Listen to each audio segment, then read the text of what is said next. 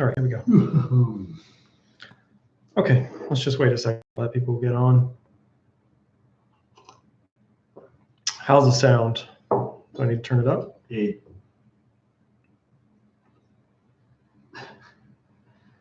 Yeah? No, it's really good right now, but it's so funny because you asked what's the sound, and that's when I actually started. There's a delay. There's a delay. All right, guys, we're just waiting on people to jump on. So I'm going to give it a couple of minutes before we actually physically start. We're just going to transcendentally start.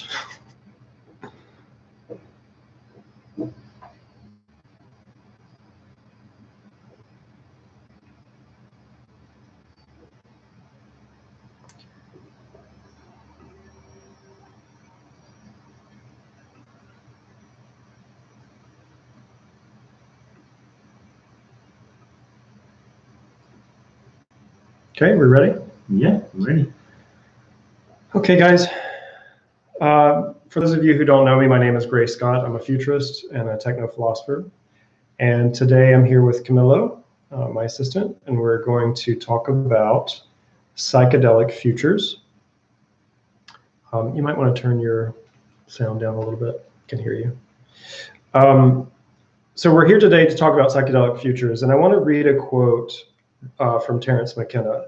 He says, "What we call reality is, in fact, nothing more than a culturally sanctioned and linguistically reinforced hallucination." And the reason I brought up Terence McKenna for the opener for the show is, and the reason I think this is interesting is because I listened to Terence all weekend, basically. I ran through some of the videos that I was familiar with, and I also ran through things that I'd never heard before. And obviously, Terence McKenna started his career as a psychonaut, as an expert in psychedelics. And what Camillo and I were talking about this before we went live. What I find interesting is that a lot of psychedelic experts end up talking about technology. They end up talking about the future of technology. They end up talking about how technology changes who and what we are. Terence ended up doing that. Timothy Leary, same thing. And you see it a lot with people who go down into the psychedelic realm. They come back with this sort of goodie bag filled with knowledge that ends up creating these gadgets and devices that we end up using and that we're using right now. I mean, what we're doing right now is influenced by someone, Steve Jobs, right? Who, because I'm on a Mac right now. So Steve Jobs was a huge believer in LSD. He used it to see the world in a very different way. And so today, I really want to talk about the effect that microdosing is having, because microdosing has become so popular, specifically in Silicon Valley, but it's actually becoming popular in research studies, psychological research studies. And people are beginning to understand that the reality that we've been sold, this idea, what Terence is saying, the linguistically reinforced hallucination, that culture is continually telling us that this is reality, this thing that we've created around us is reality, when in fact, it's what we see around us is only a very, very tiny micro sliver of what reality really is. Think about microwaves, think about radiation, think about Wi-Fi, the things that are around us all the time that we cannot see. Doesn't mean it's not real, it means that we don't have the brains to see it yet. And so today's episode really is about the effect that microdosing and psychedelics like psilocybin are starting to have on coders, developers, and new technologies. Mm-hmm. So I guess the first place to start here is the primary idea and the main focus of my work, which has been the idea that technology is natural and nature is technological. And people who don't agree with this, people who don't experience the world that way, they experience the world with this sort of bipolar effect, where on one side they have technology, they think this is sort of popped out of the ether. It's come from, where has it come from, right? It's come from a sort of mystical place in the universe. Mm-hmm. And then on the other side, they see nature as something that is inherent. It's something that they call natural. Nature is natural. They don't make the connection that technology and in turn the future is directly connected to. It's an algorithm of nature itself.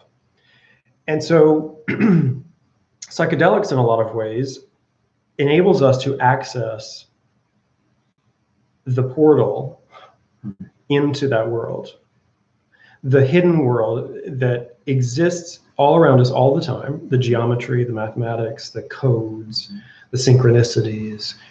And these things are not mystical. What I'm talking about is the literal geometric world that manifests matter, the chemical compound structures, the code that it takes to build the internet, the code that it takes to build artificial intelligence. Those things ride on natural processes. They ride on top of nature's inherently digital and computational structure. And I think my experiences with ayahuasca and my experiences with psilocybin personally, my experience of that has been to see the geometric world that exists just underneath our reality. And you know, for example, when I went to Peru and worked with ayahuasca, all 3 times, I was in a world, because you sort of float in and out of what we call reality. When you're there's reality and that reality. Exactly. So there are periods where you are aware of the reality that is around us, and then there's this sub-reality that's geometric, that has no reference to the physical world that we know and that we understand. Mm-hmm. And the way I described it, it was sort of facets of shapes and colors. And I realized at a certain point when I was on sort of in the middle, I think it was the first night of working with ayahuasca, that I realized that what I was looking at, because for a minute I was trying to understand what I was seeing structurally, because when you're having these experiences, the first thing you want to do is trying to understand your environment, understand what you're seeing, and have some sort of context and some sort of coherent symbolism based around it. So when you see it, you're trying to give a reference. You know, you're trying to say, oh, that's a pyramid, or oh, that's a tree, or whatever it is that you're seeing. And what I was seeing was this multifaceted geometric shape that kept morphing. And it took me a minute, but eventually I realized, oh, I'm actually seeing the structure of consciousness. I'm actually seeing the geometric structure of consciousness, and that it's continually shifting, that it's continually evolving, and that realm of the psychedelic enables us to see geometric shapes, geometric concepts in a way that we don't see in our sort of everyday waking life. Right. Now, then you get to this place where you say, well, people who experiment with psychedelics, people who talk about psychedelics, are sort of sanctioned into the world of the crazy, into the world of the lunatic, into the world of the nomad, the past the pale, outside of culture sort of being, the shamanic journey sort of thing. And we're not there anymore. What's happening now is that the world of the psychedelic, the world that is just on the edge of our perception, is starting to be cracked open. We're starting to crack that world open. And whether we're talking about, kids in Silicon Valley that are microdosing, or whether we're talking about the hardcore granddaddies of psychedelics who are like blasting their minds out into outer space. Either way, even on the microdosing level, you're still accessing some primal information that has ridden in our DNA, ridden along inside of our DNA this whole time, since the very beginning of time. And this goes to what you and I talked about, that there are times in your life as a philosopher, and there are times in your life as a scientist and as a technologist that you look so deeply that you realize you're looking in, that you're not just looking outward, you end up looking into the self. What was Timothy Leary's book? Not even a book, actually. There is a software Called Mirror Worlds. Was it Mirror Worlds or Mirror Minds? Mirror Minds, Mirror Worlds. Because Mirror Worlds was a book. No, Mind Mirror. Mind Mirror. Mind Mirror. It was Timothy Leary. Yes, Yeah. Timothy Leary. After the whole LSD thing, Yeah. that's what he came up with. Yeah. So I mean, look, you know, Timothy Leary was way down the rabbit hole with LSD. He had went places that most people, you know, just don't have access to. Terence McKenna, same thing, went to places that most human beings just don't have access to. We're not talking about microdosing there. We're talking about, that's the serious journey where you're actually blasting your consciousness wide open into a cosmic state and a chaotic state. You know, it's not, you know, the difference between cosmos and chaos. Cosmos is the structured version and chaos is the chaotic version. So they are blasting their minds, and we're blasting their minds wide open into that cosmic state and bringing back, and Steve Jobs did the same thing, and bringing back not something that they invented, and that's a critical idea here too. It's not something that they invented. It's something they discovered. And this is what I keep saying about technology being natural and nature being technological, is that we're not inventing any of this. Every innovation, every discovery is already in the room with us. It's already here. It's just we have to wait for our consciousness to be wide enough for this enormous thing to get into, to fit into. And psychedelics, hold on, so psychedelics and psilocybin, DMT, ayahuasca, all of these things widen your perspective of awareness. You start to see things that are here, but invisible to the cultural eye, is the way to say it, really. Once you start seeing those things, once your consciousness is broken open, you've cracked the cosmic egg, so to speak, then those things start to fall out into reality. They start to manifest. And so you get phones, and you get computers, and you get iPhones, and you get electric cars, and these are the things that psychedelics bring and manifest into our reality. There is a huge lineage of technologists who have experimented with psychedelics, who end up being the cultural innovators, the cultural shifts in our evolution, technologically speaking, or even just culturally speaking. These are the people that make that shift in discovery. They see something on the horizon and they're able to describe it. That's really what Steve Jobs did. He was able to look out of the horizon and see these technological things, and he was able to describe it and manifest it from a design point of view so that we could hold those ideas, those symbols in our hands.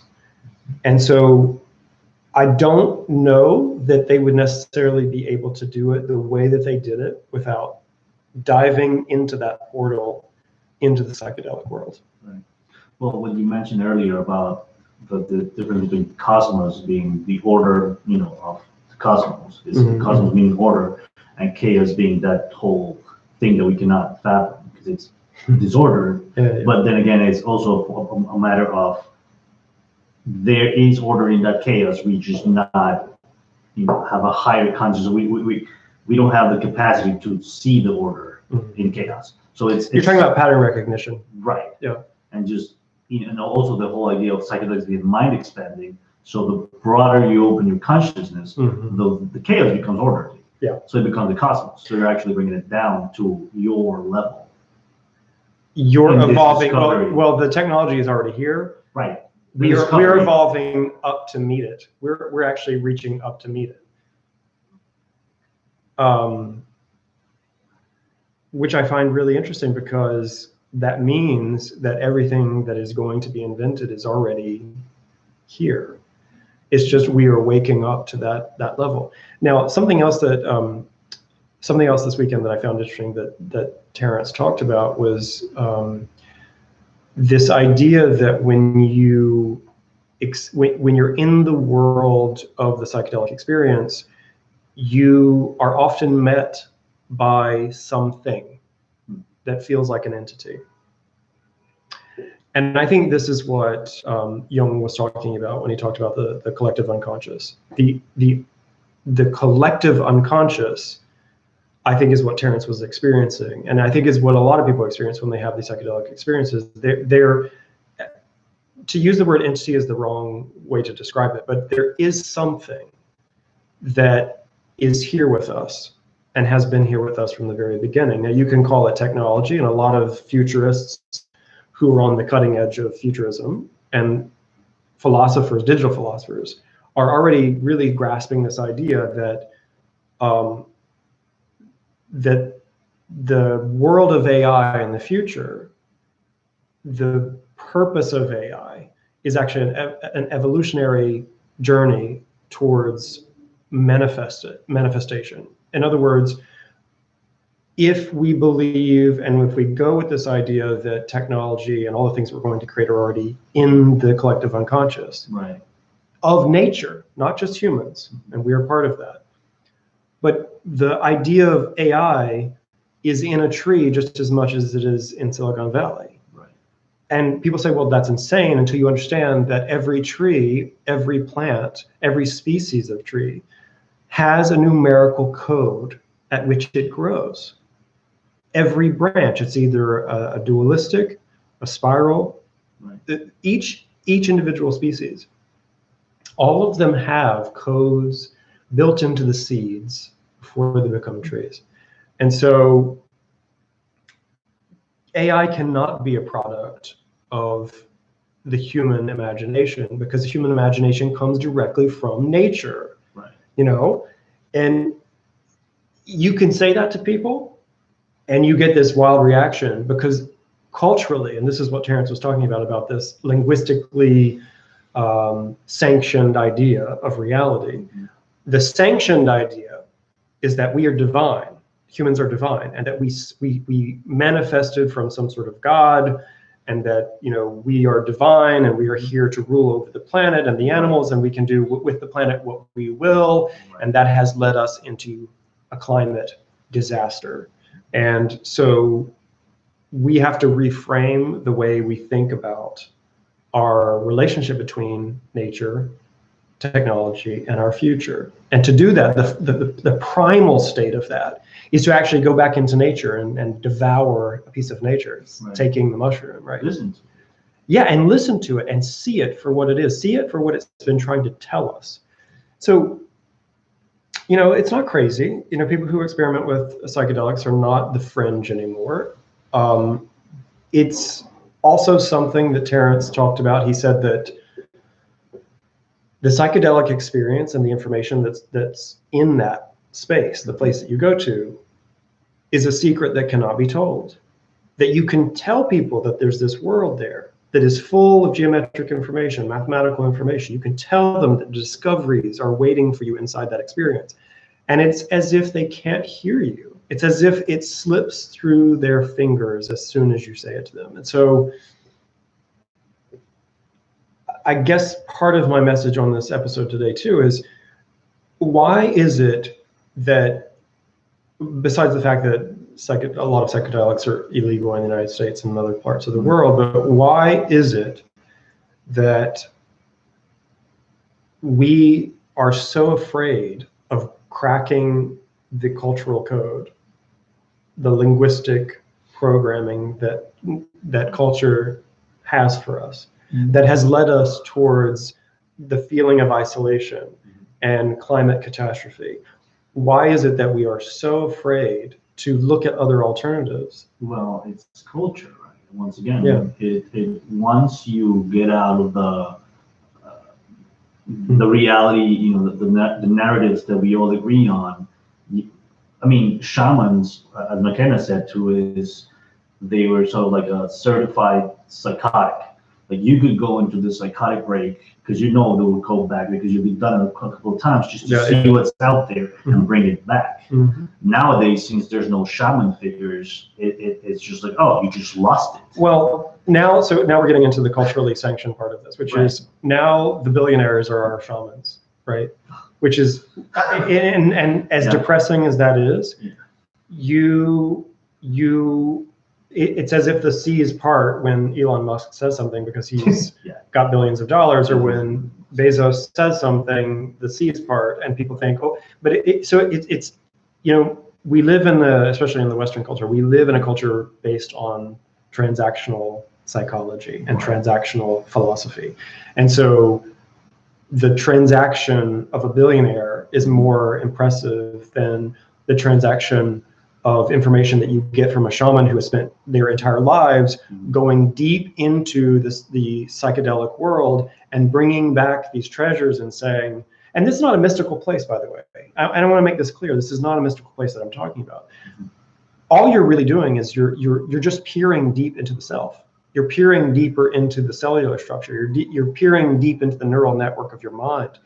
All of that stuff exists in your mind. We just don't have access to it. It's the unconscious neural network that is waiting there, that is there all the time. It's what synchronicities are made of.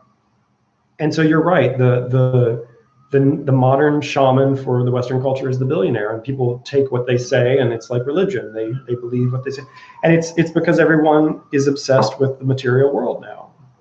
Yeah. You said this is not mysticism, but I would say it is mystical. I understand. Right. No, it is mysticism. It's just we have to re-understand what mysticism was, because before we didn't have science to actually look at the inner, the neurological patterns that have emerged from all this stuff. It was just mystical writings and very highly complex allegories of this and that, but now we can actually bring it down, like understand it more, even though it's still out of our reach directly because we still have to go through the plans. Look, if you guys research African fractals, you will understand this from the point of view that I'm talking about. That we have, from the age of the primates, we have been aware unconsciously, collectively, that there is a geometric humming of consciousness, the voice of the cosmos that has been just under the surface of our perception. It's in nature, so nature is a constant reminder of the code. I mean, it's everywhere. Patterns in weather, structures in plants. I mean, it's the structures of beehives, the hive mind mentality, that all of those are a part of the conversation of the geometric nature of reality. And when you experiment with LSD, when you experiment with psilocybin, when you experiment with ayahuasca and DMT, it's giving you a direct portal into the world of the geometric, the micro and the macro of the geometric. We should also just make note of anybody that's making comments on the site too. Right now, we do have a couple of comments. Sure. Lex DeVille says, I'm seeing more and more entrepreneurs talking about trying psychedelics more openly these days, which is what we're talking about, microdosing becoming more mainstream. Dale Caldwell, inventing is actually a traditional term of what we call discovery, so it's agreeing with what we say. Space Connects says, open to explore psychedelics. Any recommendations to do it with? Going straight to the shamans? I never drank any alcohol, drugs, or whatsoever. It would be interesting to explore. Well, now, let's be very specific here. We're not talking about drugs. We're talking about indigenous compounds found by eating a plant, a fungus, or drinking a vine from the rainforest. I mean, we're not talking about some kid cooking up something in his kitchen. That I'm not interested in, because of shamans that live in the rainforest who have been working with these indigenous brews since as far back as they have recorded history. And if you ask them, even they don't know what the origins are. Right. How did they find a vine and a leaf and brew it exactly the amount of time that it took to create ayahuasca? I was about to mention a very so an anthropologist went to these tribes and asked them how, like, because the vine doesn't even grow close to the other leaf. And the answer from the indigenous tribe was, "Oh, the mushrooms told us." Like, so this is what this is a great idea to talk about, the idea that there is information in nature to be absorbed in different ways. So, and I believe what they're saying. The shamans, when they say that the way that they discovered this was through participating with psilocybin and digesting the mushrooms. And I don't think there's anything truer than letting nature be the guide into nature itself, right? Instead of forcing your way into nature and forcing these chemical compounds, which is a lot of what the drug companies are trying to do now. They're really trying to just, I don't want to say exploit, but that is what it is. Instead of using some sort of shamanic practice to be guided to the right thing, right? So, I mean, there will be some of that as well. It's just never. Well, discoveries, yeah. It's not their main intention. Yeah. So, the other part of what I thought was interesting, listening to some of Terrence's recordings this weekend, was he ended up really being focused on technology in the end, towards the end of his life. He began as an expert in psychedelics. He began his career he began his career as an ethnobotanist, as an expert in psychedelics, as sort of a cultural shaman into this world.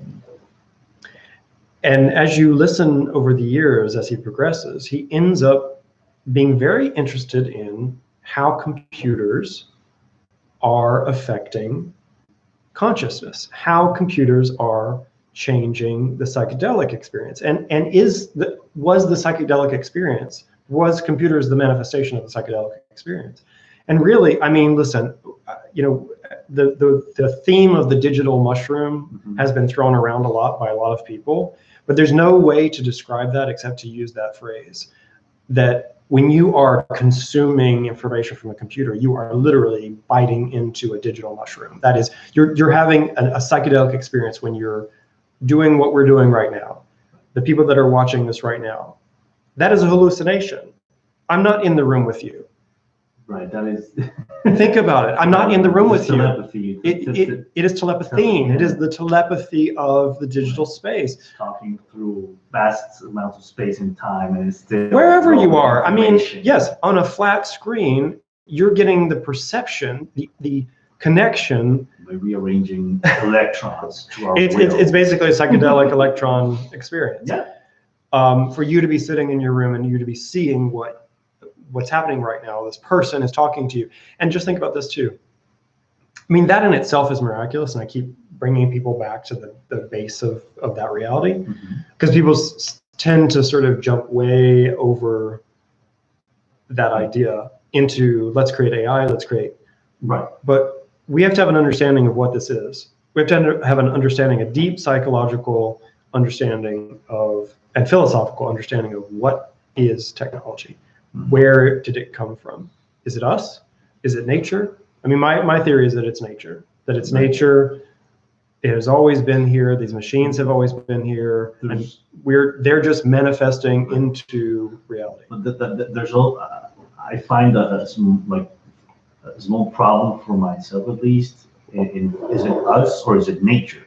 Well, we are nature. There is no difference. Yeah. Right. The economy there of us. I mean, since we have some higher level of free will, as far as we know, apparently we could just be being played by the plants, and we don't even know it. And we're just we're messing up our world. We're messing up the ecosystems. We are just Well, so here's the other thing. The other part of this conversation that we should have is I read this weekend in the New Yorker, or the New York Magazine, sorry. There was a really devastating and really frightening article about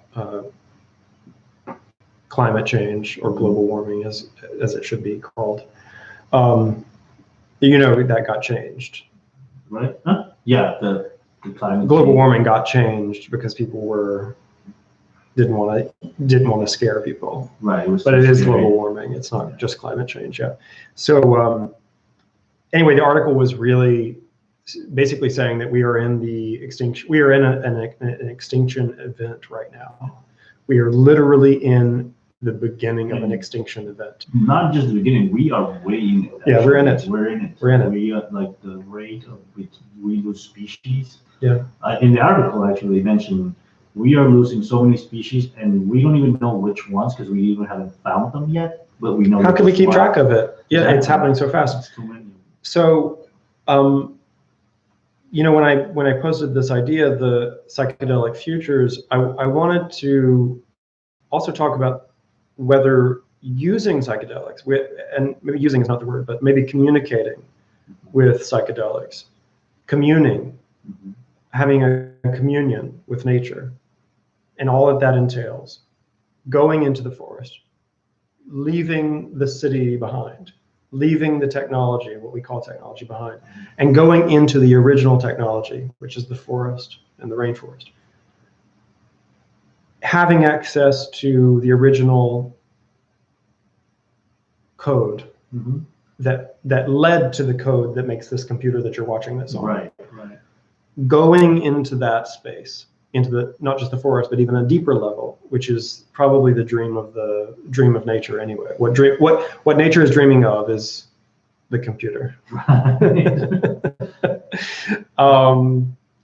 So when you dive down into the heart of nature, what you come back with is the story that nature has been trying to tell us that we have been ignoring. I said this to you on my ayahuasca experience, that there was a moment where I was outside in front of a tree. I don't know how this ended up happening, but I ended up kneeling in front of a tree and having a conversation. Well, I was communing with this tree. I was having a communion with this tree, and I suddenly became aware that the flowers that were planted around the tree were like these little sentinels, these little guards. And they're flowers. I mean, typically we would look at flowers and think they were beautiful, but these things looked really ominous. And almost like they were protecting this tree and warning me that I better behave because I'm in the presence of something really important. And we are, because every shamanic tradition talks about the power of trees, the power and the information that trees have and hold, and plants, but also trees themselves. I mean, they basically are the nervous system of the planet. I mean, if you see a forest dying, there's a reason, there's trouble, right? And we are seeing that trouble all over this planet. So the idea that we go back into the forest and we have this deep communication with nature, the original code, the original source, I think is one way for us to avoid this catastrophe if we can at this point avoid it. And what I mean is, go ahead. No, I actually reading Dale right now, Caldwell, in the chat, and he's actually said, why should global warming be scary? If we are part of nature, as I essentially think we are, and we are agents of warming, well, yeah, things have always changed. Well, Dale, that's really interesting, and Camillo and I have talked about this in the office a couple of times, and I guess we should just make it public now since we're talking about it. The sort of transcendent way of talking about this is to, let me put it this way. I said to you, maybe this is what's supposed to happen. And that's a very Buddhist, Zen sort of way of approaching this, by saying that maybe this is supposed to happen. I've talked at great length about how the future is more than likely already there. Mhm. It is in front of us. It's already sort of established. We talked about that in our last. Right. No, and that also reminds me of another McKenna quote that we had: is the problem is not to find the answer; it's to face the answer. Problem is not to find the answer, but to face the answer. So is what we don't do. Like we have we have the technology, we have the know-how. Oh, look, people, we have the technologies are already there. We have carbon scrubbers, we have atmospheric water harvesting, we have desalinization. The technologies are there. Yeah. The technologies, but those are the extreme technologies that people think it's out of my control because I can't afford a desalination plant and I can't afford to, have a carbon scrubber outside my backyard. But we're not acting as if the world is on fire. Right. We aren't behaving as if the world is on fire, and we should be. It literally is on fire. And so when you say to people, and listen, we're not the first people to talk about this. People have been talking about this from the very beginning of time, saying that we have to be careful with technology, we have to be careful with nature, we have to be careful with our egos, we have to check ourselves, we have to know ourselves. I mean, how many times have we had to say this over and over again as philosophers? You have to know yourself. You have to be able to face the answer that comes back when you say, what am I? You can't just ask that question. You have to be able to face what comes back as the answer. So when you say to people, because I just got I've had my Tesla for,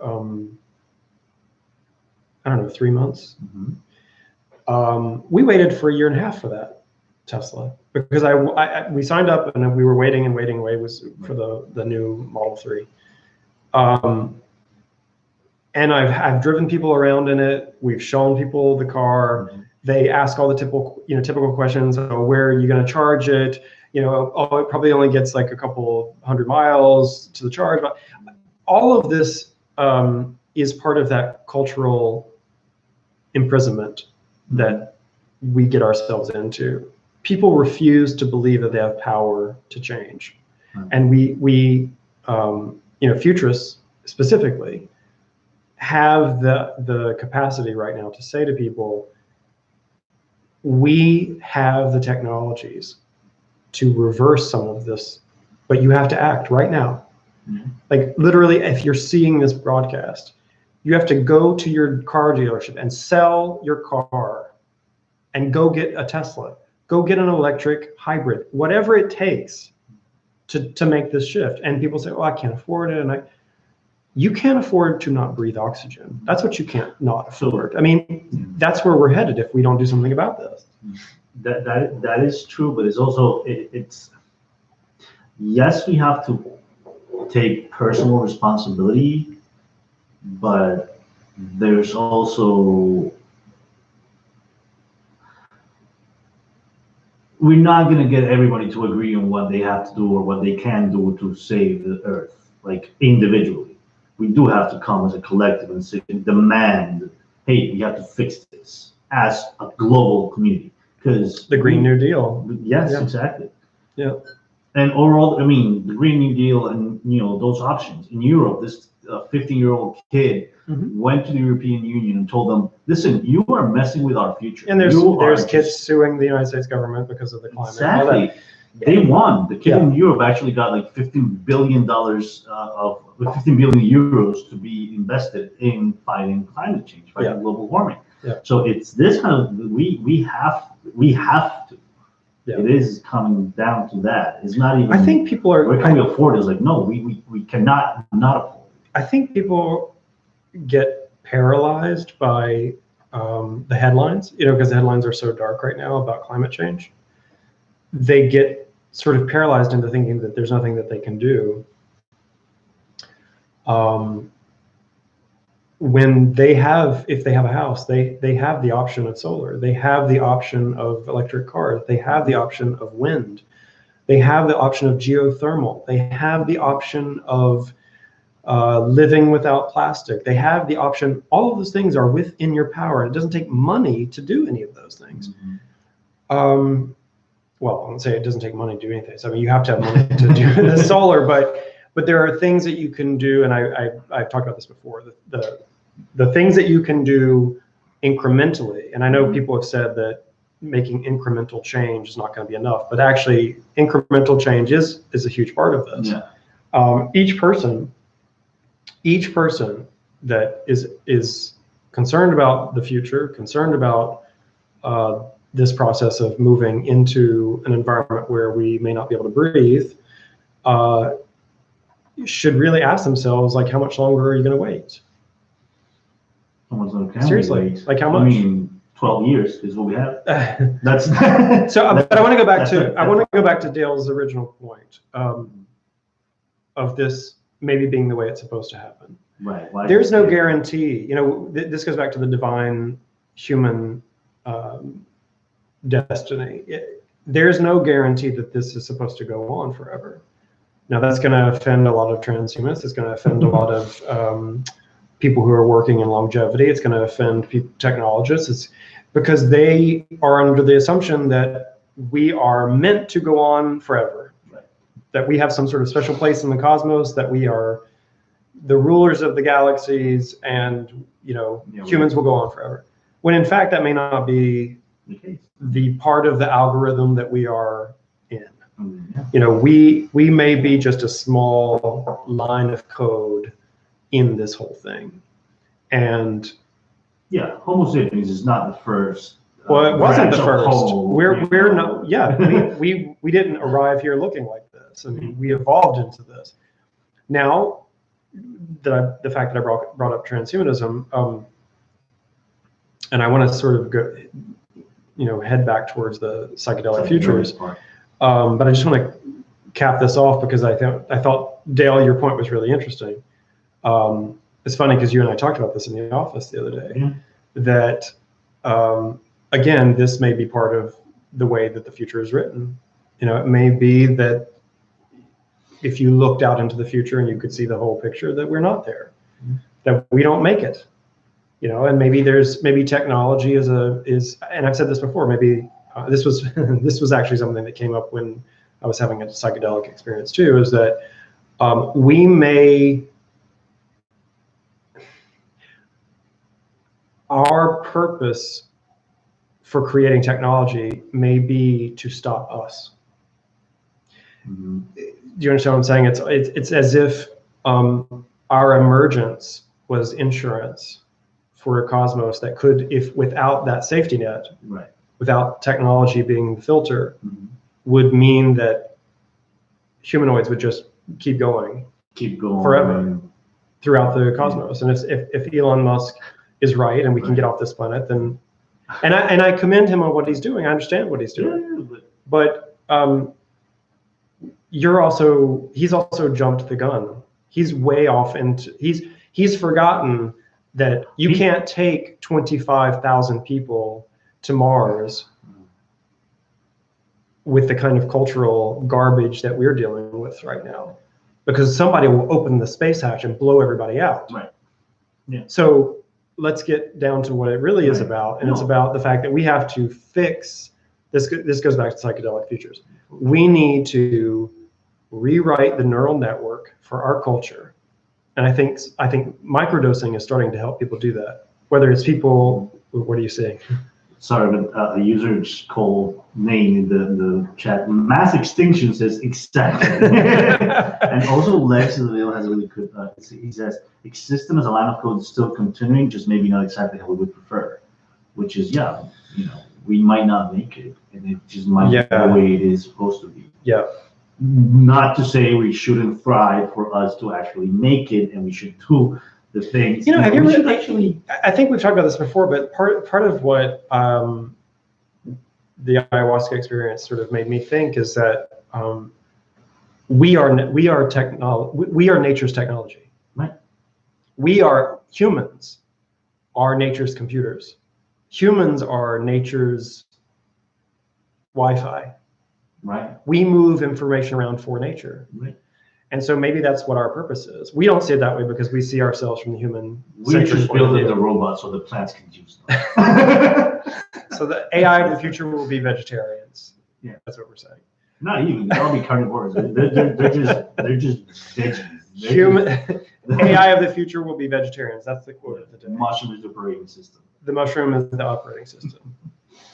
Nature is the operating system. Nature is the operating system. So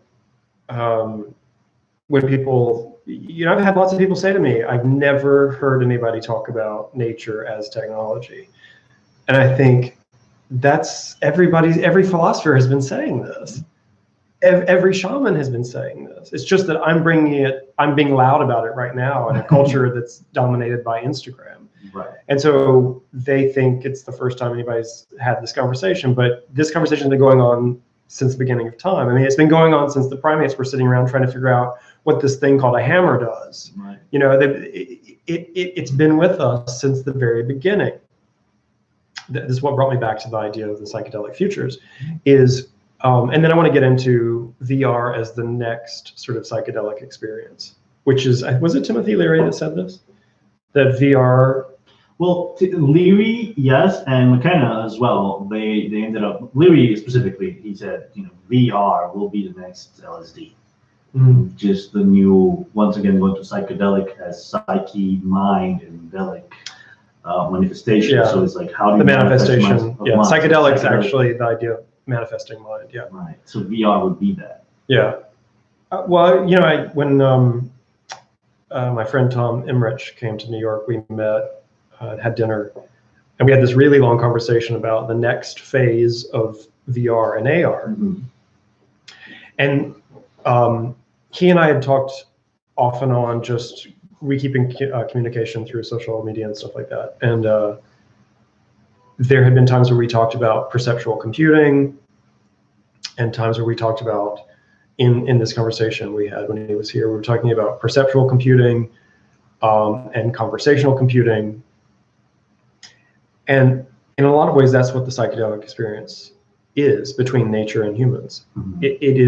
It is nature perceptually computing through us. It is basically using our consciousness mm-hmm. to realize the next thing. Now, I don't want to set up. I don't want to set up a duality here, though, because it sounds like that's what I'm doing. No, but the next thing is very interesting. To some Dale again asks. Are you familiar with the work of Pierre Teilhard de Chardin, mm-hmm. which is the Omega Point?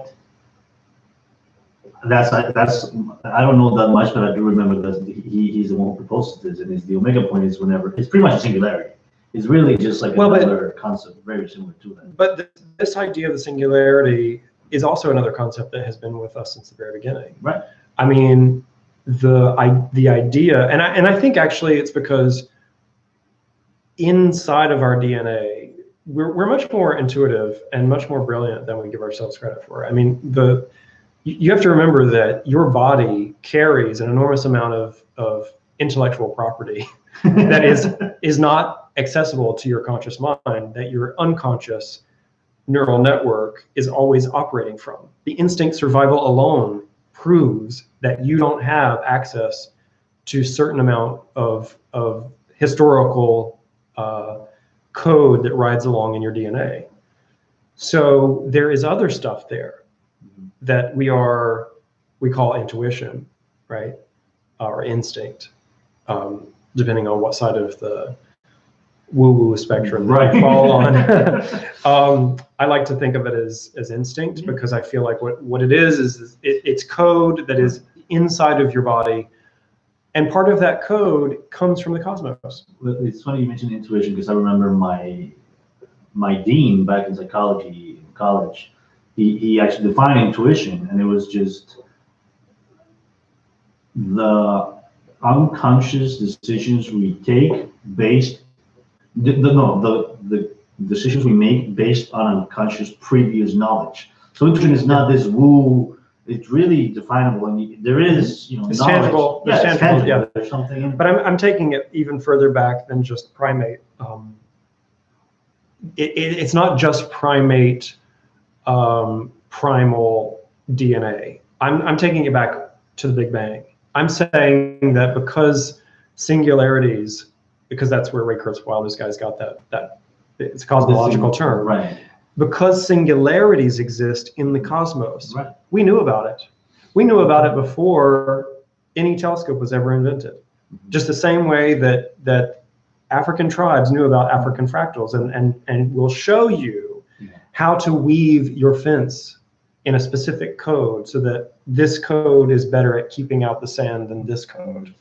I mean, that intuitive Egyptian idea of understanding the geometric world. Now, let's not get started on the Egyptians, because we know the Egyptians were tripping their asses off.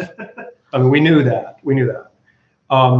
And when you go there, you see it everywhere. It's geometric shapes and codes all over Egypt, because they were trying to tell us that they were going down into the world of the lotus, right? They were going down into the blue lotus world, which is also psychedelic. And we're not even talking about ibogaine and all the other psychedelics. Precursors. And those came out of Africa.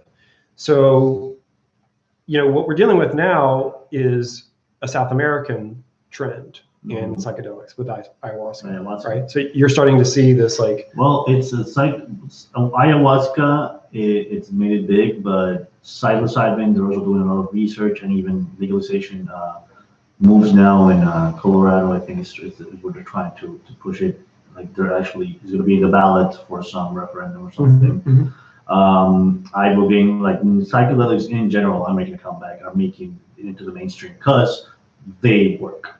Because they were shown to work. Yeah, I was going to say, well, for PTSD and all these other things, anxiety, depression, substance abuse. That brings me back to the disillusionment of ego. So, which is another thing I want to talk about. The reason I was saying psychedelic futures, and for those of you that don't know futurism, when I say futures, what I mean is, people say, what's the future? There is no singular future. There's only futures. There's the future, fill in the blank, the future of cars, the future of water, the future of humanity, the future of sex, the future of whatever. You fill in those ideas, and that's what creates the idea of futures. And so psychedelic futures, what I'm saying is that there's a psychedelic future, there's the psychedelic futures of Silicon Valley coders who are microdosing. There's the psychedelic future of women who have been raped who are dealing with anxiety. There is the psychedelic future of inequality, where a CEO takes a massive trip and he realizes what an asshole he's been, and suddenly he wants to change his business model. Right. So hopefully. So what I'm saying is, and I guess my point of this episode is to get people to start thinking about psychedelics as the portal back to our nature state, back to the original code. Because in those original codes of nature, which is psychedelics are the doorway into that, what you're going to find there are the things that can keep us possibly from annihilating ourselves. And it's not just the technical things. It is the disillusionment of ego, which Terence talks about. When you experience psychedelics, when you experience psilocybin specifically, there is a softening of the self. There's a softening of the ego, so that it's not as rigid. There's not an anxiety about personhood, which transhumans have a real anxiety about. They really do. Yeah. I'm a part of the transhuman idea. I understand it, but this anxiety about the body and the individualism of my consciousness being uploaded into a machine, that reeks of the fear of death, the ego constraint. It doesn't feel holistic. And what I mean is that if we are bound to transcend what we are as humans now, this is part of the psychedelic futures. Part of that experience is to move away from me, my, mine, into what is happening now with the new Congress. It's us, ours, right? It's that there's an ecosystem here of whether you, I don't want to get into politics, but whether you call it socialism or whatever, you have to play. Listen, you can make as much profit as you want as long as the whole thing is sustainable. Well, I'm not sure if I believe you can make as much profit as you want. No, but that's the point. As long as it's sustainable for everyone, and that's the problem there. Yeah. It's not. Yeah. Well, the sustainability problem is with the ego.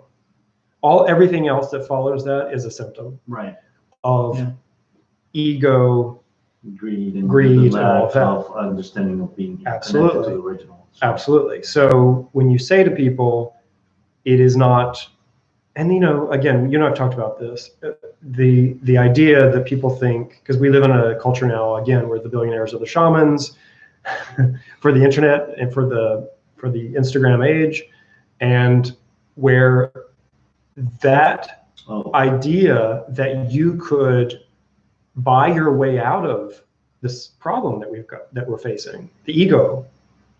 Mm-hmm. That's where I think psychedelics are really interesting. Well, okay, outsider just, that's messed up. Okay, so he posted something and he just deleted it, but it was very interesting. It was whenever you eat something, bread, like talking about the technology in our bodies, when you eat bread, it, your body dissolves it and actually uses for energy and it becomes you. So that there is that inherent. Oh, well, he's talking, yeah, I know what he's talking about. Basically, you're talking about the constant materialization of self. Yeah. It's literally the materialization of self is consuming something, right? Yeah. And your cells have to be replenished. Your body has to be replenished. Yeah. So you are literally becoming that thing. But I think but his point was also there. That technology is in your DNA. Like you don't do this. You don't tell your stomach, go digest this. Like, no, it's just dear stomach, could you digest this piece of bread? Run a digestion. Digestion script number 7. Yeah. So that this whole run algorithm bread eating. Right, but going back to this whole idea of nature and technology, us being connected, like going back to the source, like our body, well, us, the whole us knows better. Like the dichotomy is the problem. The ego, which is what separates us from, hey, let's go back to what we really are, which is what psychedelics allow. Not allow necessarily, but they help it. They make it a little bit easier. It's the pathway. It's one of the pathways. It's the pathway to the unseen geometric world that is really what reality is based on. What we're seeing is a very small fragment of the. I'll even say that what we're experiencing is only a small fragment of the future, even. Right. So we're only experiencing, as we move into that future, the future itself. There's parts of the future that are hidden from us because we haven't developed enough consciousness to even see what's in front of us. Going back to this idea of the psychedelics, or the psychedelic futures, if this communion that we are having with psilocybin, with ayahuasca, with DMT and all that, if that becomes so prevalent in, we'll say American culture, but any culture around the world, all culture, I think what's starting to happen is because VR is starting to become huge. Technology has been huge for the last 25 years, really. Right. Now the mirror world that we've talked about, this next level of consciousness. Mirror world, by the way, we're talking about a simulated reality world based on geometry. Hello, that's literally what the mushroom is manifested. Right. That psychedelic experience and this idea of microdosing and having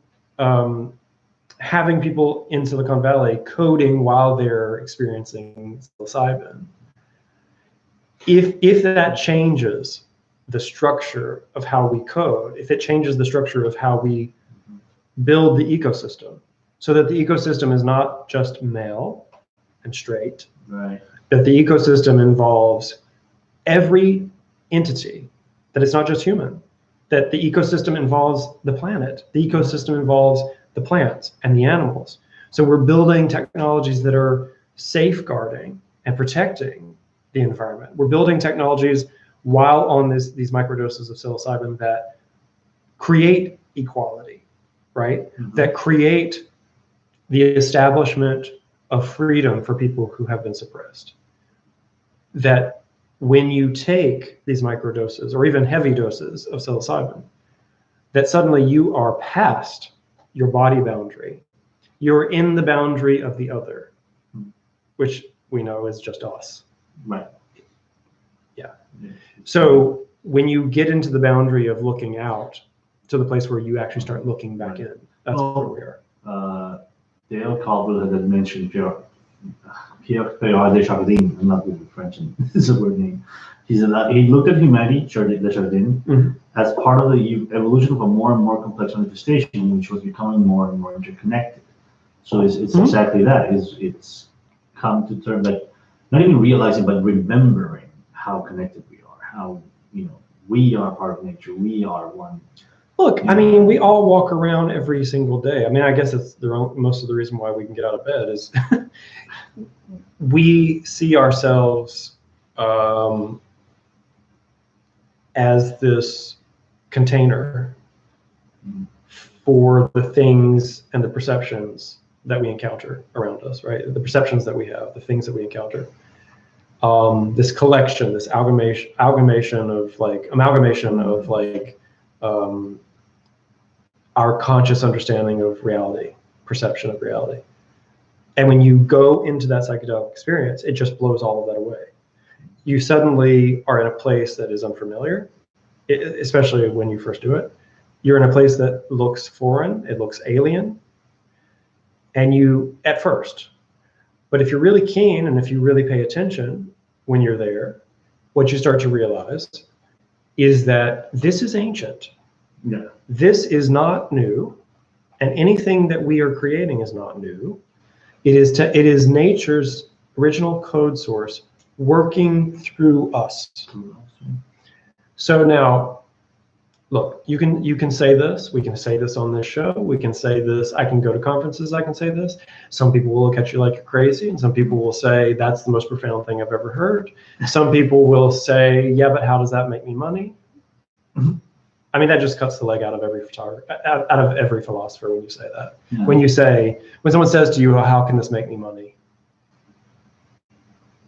Well, it really, at what point do we stop the conversation? Well,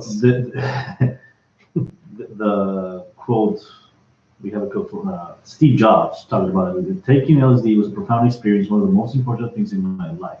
LSD shows you that there's another side to the coin, and you can't remember it when it wears off, but you know it. It reports myself what's important. Creating great things instead of making money. So putting things back into the stream of history and of human consciousness as much as I could. Yeah. And then that made him a ton of money. But the point was creating great things, creating things that make sense. We're not saying that Apple is super eco-conscious or whatnot, but it's just the whole idea of, well, that's what we should aim. We should aim for creating this amazing things that can actually help. Yeah, I mean, he wasn't building desalination plants. No. I mean, let's be real. But I understand what he was saying. We're talking about Steve Jobs here and the idea that his LSD experience was part of the reason why we have these computers now. So just grab the charger. I'm going to charge my computer before we die here. Part of his experience of LSD was probably seeing some of these things in its base nature state. Thanks. Just gonna plug this in. Yeah, we're gonna wrap it up in a second. So while we're headed towards the end of the show, just because I have to, this is administration sort of thing. Please remember to subscribe to this channel and click the freaking bell at the bottom so you get, be sure to subscribe. That's the administration part of the show. So just before we wrap up, I want to just look over some of the quotes. If you guys have any, if you have any questions or if there's any comments, go ahead and let's take those now, because I think we want to wrap the show up.